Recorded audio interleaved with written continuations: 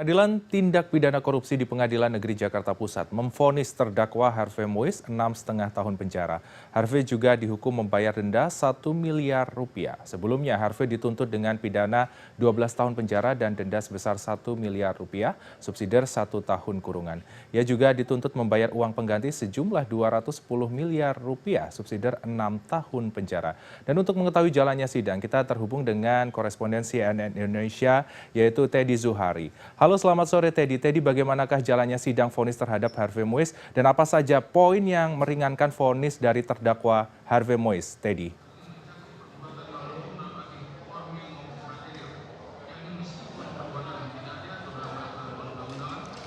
Halo, selamat sore Freddy. Betul sekali, hari ini di Pengadilan Negeri Jakarta Pusat kembali digelar sidang lanjutan agenda perkara dari dugaan korupsi tata kelola niaga timah dengan tersangka Harvey Mois dan juga beberapa terdakwa lainnya. Hari ini agendanya adalah pembacaan putusan bagi 6 orang terdakwa masing-masing.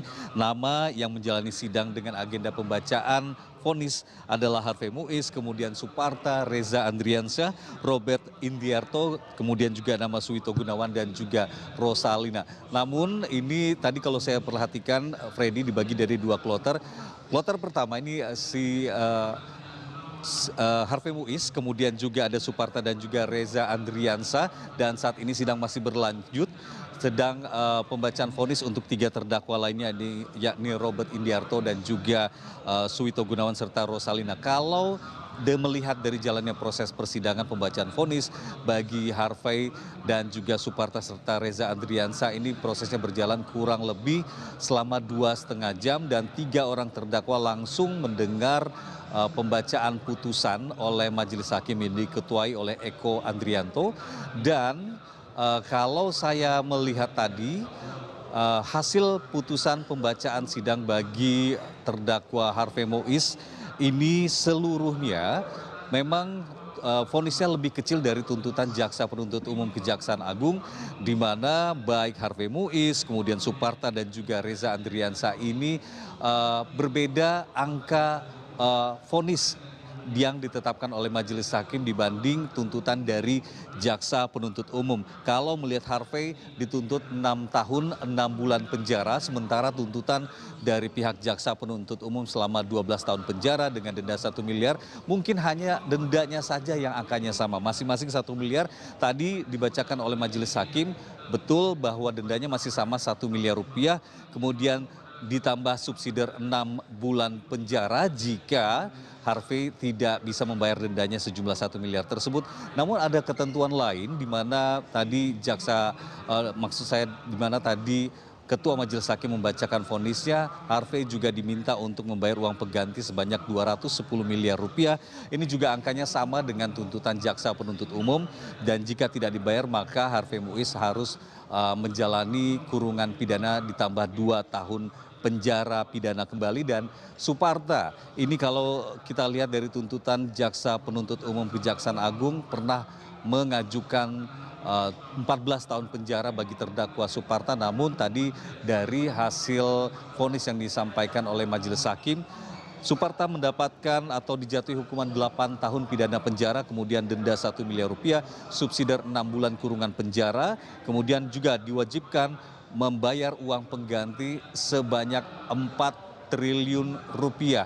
Angka yang paling tinggi di antara 2 terdakwa lain yang sudah dibacakan vonisnya. Suparta diwajibkan membayar uang pengganti senilai 4 triliun rupiah. Jika tidak dibayar maka akan ditambah kurungan penjara kembali selama 6 tahun penjara, dan uang pengganti ini ditunggu oleh pihak kejaksaan sudah harus dibayarkan kurang lebih selama 1 bulan sejak hukum atau pembacaan vonis ini dilakukan. Sementara untuk terdakwa Reza tadi disampaikan oleh majelis hakim vonisnya sebanyak 5 tahun, 5 tahun, dan jika dibandingkan dengan tuntutan jaksa penuntut umum selama 8 tahun penjara, artinya juga ini lebih rendah dibandingkan tuntutan yang pernah disampaikan oleh pihak jaksa penuntut umum Kejaksaan Agung.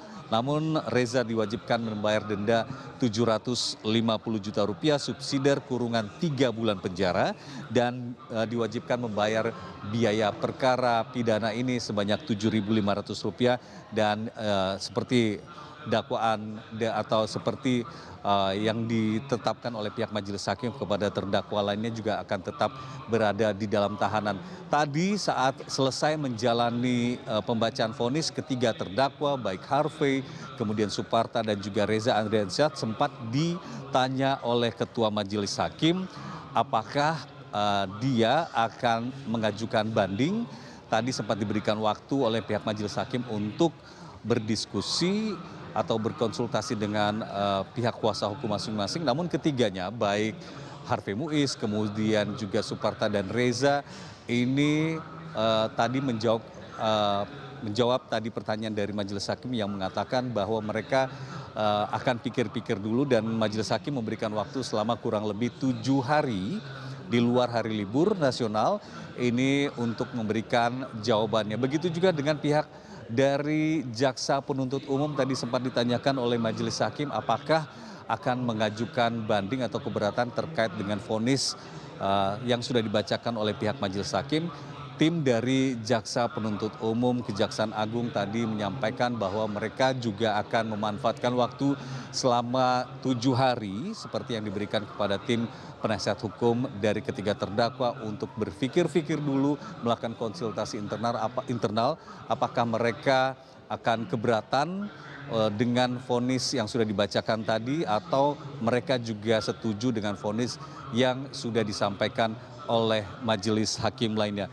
Dan kalau melihat dari jalannya proses persidangan, sementara saat ini sedang berlangsung pembacaan vonis bagi beberapa orang terdakwa lainnya, Freddy, di mana yang sedang saat ini menjalani proses sidang dengan agenda pembacaan vonis oleh majelis hakim adalah Robert Indiarto, kemudian juga Suwito Gunawan, dan juga Rosalina. Sementara pada hari Jumat pekan ini juga tanggal 27 Desember nanti tetap akan dilanjutkan sidang dengan dugaan korupsi tata niaga timah.